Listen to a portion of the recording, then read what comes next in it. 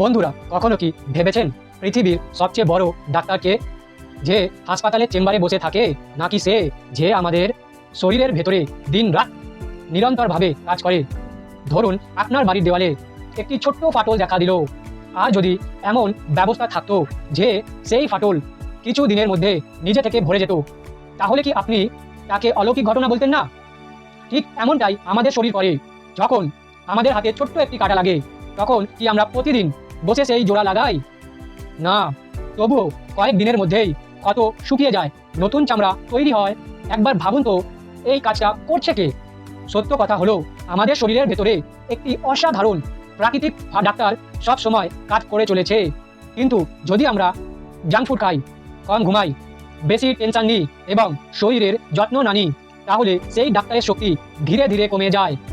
আর যখন আমরা ভালো খাবার খাই, পর্যাপ্ত পানি পান করি, ভালো ঘুমাই এবং নিয়মিত হাঁটাচলা করি, তখন শরীরের সেই প্রাকৃতিক শক্তি আরও ভালোভাবে কাজ করতে শুরু করে। মনে রাখবেন, ডাক্তার এবং ওষুধ আমাদের সাহায্য করতে পারে, কিন্তু সুস্থ হওয়ার আসল শক্তি আমাদের নিজেদের শরীরের মধ্যেই লুকিয়ে আছে। তাই আজ থেকেই নিজের শরীরের প্রতি সম্মান দেখান, কারণ স্বাস্থ্য বাজার থেকে কিনতে পাওয়া যায় না। স্বাস্থ্য তৈরি হয় প্রতিদিনের ছোট ছোট সিদ্ধান্তের মাধ্যমে।